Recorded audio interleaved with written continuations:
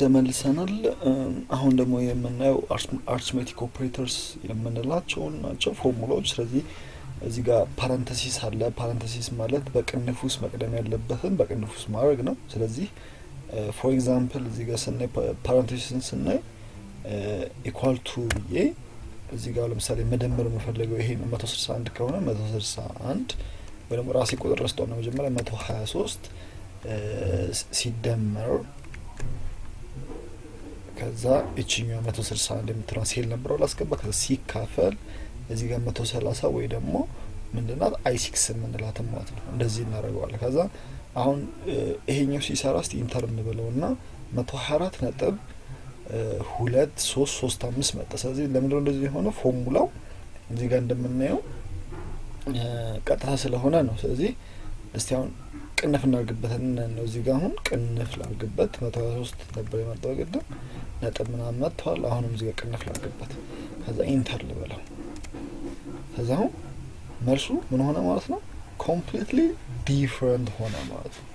ስለምንድነው ዲፈረንት የሆነው? በቅድም በመጀመሪያው ኬዝ እንዴት ነው የሚሰራልኝ? በመጀመሪያው ኬዝ ኤችቱን ከአይ6 ጋር ያካፍልና ከዛ ነው ከ123 ጋር የሚደምር የነበረው።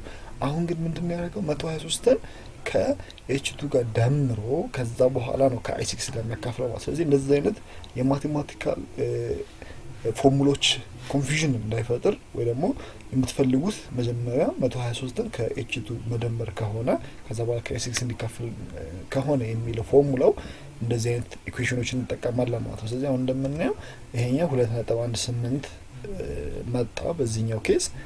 ከዛ በኋላ ቅንፉን ደግሞ ሪሙቭ ሳደርገው ደግሞ ኮምፕሊትሊ አናዘር መልስ ነው አንሰር ነው የሚመጣው ማለት ነው። እዚህ ጋር እንደምታዩት 124 ሆነ። ስለዚህ እንደዚህ አይነት ማስቀደም የምትፈልጉት ነገር ካለ ምን ታደርጉታላችሁ? የምትፈልጉትን ፓርት መጀመሪያ እንዲሰራ የምትፈልጉት ፓርት በቅንፍ ታስገቡታላችሁ። በቅንፍ ከገባ ሁሌ በቅንፍ የገባ the first one የሚሰራው ማለት ነው። በዛኛው ኬዝ ግን መጀመሪያ ይሄን ካካፈለ በኋላ ነው ከአንድ ጋር የሚደምረው ማለት ነው። ስለዚህ ይሄኛው ፓራንተሲስ የምንለው ወይ ቅንፍ የምንለው እንደዚህ ነው ማለት ነው። በኔክስት ዋን ስናይ ይሄኛው ፓወር እናያለን። ፓወርን ስናይ እዚህ ጋር እንደምናየው ሁለት አይነት ፎርሙላ አለው። አንደኛው እቺኛው ሺፍት 6 እቺ ማለት እዚህ ጋር ያለችው ሺፍት 6ን ተጠቅሜ ነው። ሁለተኛው ደግሞ ኖርማል ኤፍኤክስ ላይ ገብቼ ፓወር ወይ ደግሞ በእጄ መጻፍ እችላለሁ። ስለዚህ በሶስቱም ወይ እናዋለን ማለት ነው። the first one ስናይ ፓወር ነው። ስለዚህ ፓወር በእጃችን ስንጽፍ 2 the power of 6 ስንት ነው? 64 ነው አይደል? ስለዚህ 2 ብዬ ሺፍት 6 ቁጥርና ካና ከዛ 6 ይሄ ማለት 64 ማለት ነው።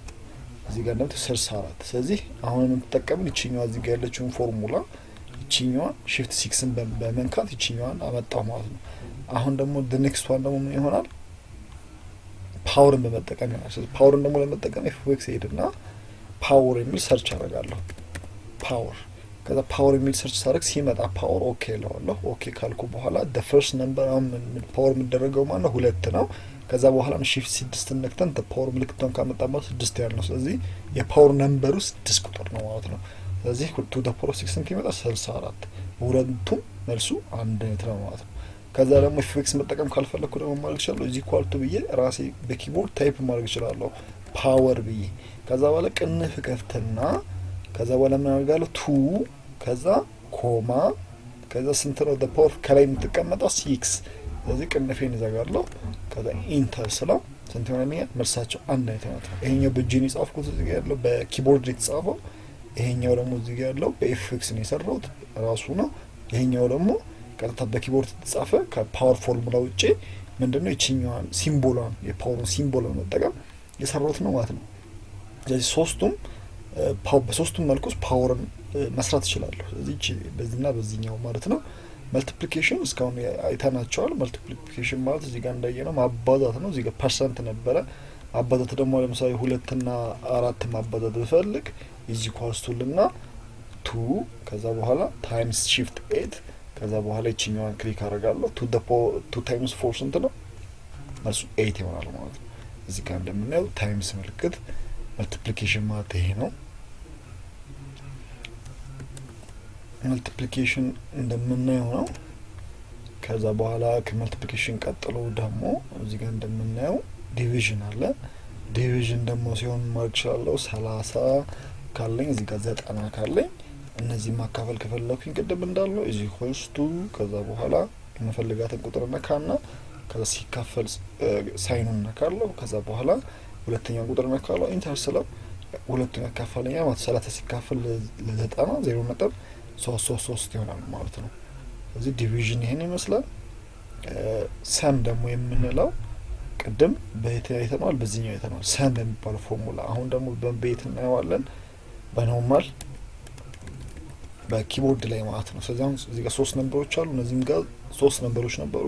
በዚህኛው ኬዝ SUM ብዬ ነበረ ያስገባሁት በኤፍ ኦፍ ኤክስ። አሁን ደግሞ ኖርማሊ በታይፕ አደርጋለሁ በኪቦርድ ላይ። ስለዚህ ኢኳል ቱ ልና መጀመሪያ መደመር የምፈልጋት ቁጥር ክሊክ አደርጋለሁ። ስለዚህ ሴል ነምበሩን ያስገባልኛል። ከዛ በኋላ ሺፍት ይዤ ኢኳል ቱ ምልክት ያለችበት ከባክ ስፔስ አጠገብ ያለችውን ኪቦርድ ላይ እነካለሁ። ፕላስ ምልክት ናት።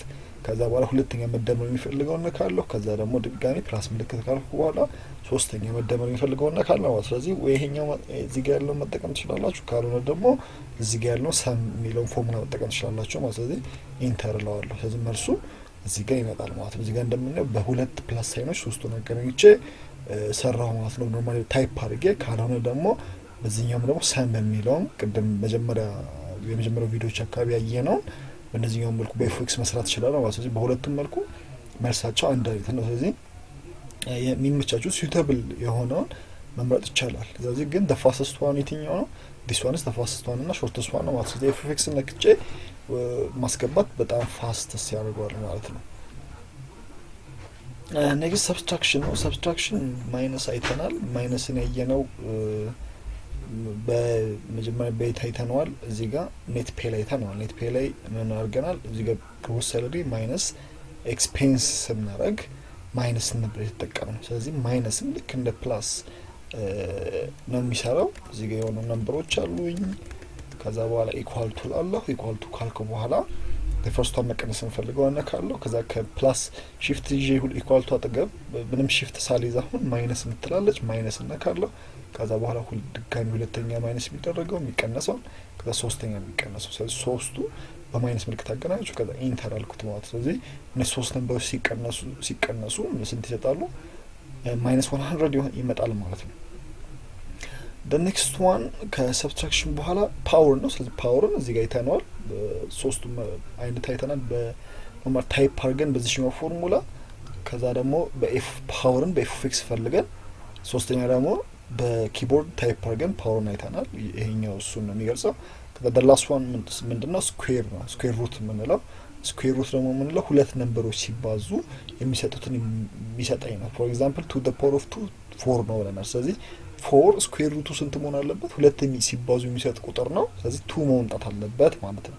ሁለት ቁጥሮች ሲባዙ የሚሰጡትን ቁጥር የሚሰጠኝ ነው ስኩዌር ሩት የምንለው። ስለዚህ ስኩዌር ሩቱን ስንሰራ እዚህ ጋር እንሄድና ማድረግ እችላለሁ። ኤፍ ላይ ሂጄ SQRT ብዬ ሰርች ማድረግ እችላለሁ ማለት ነው። ስለዚህ ስኩዌር ሩት ነው።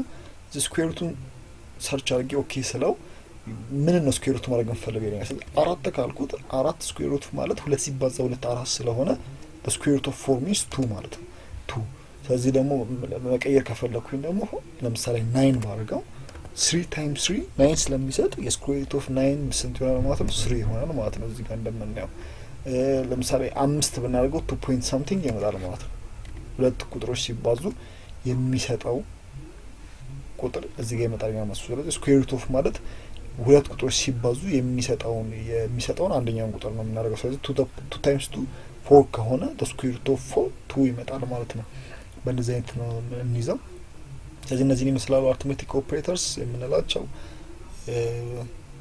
እዚህ አሁን ደግሞ በሚቀጥለው ቪዲዮዎች የተለያዩ ሌላ ነገሮችን የምናይ ይሆናል። ስለዚህ stay tuned. Thank you for watching. See you at next video. Thank you.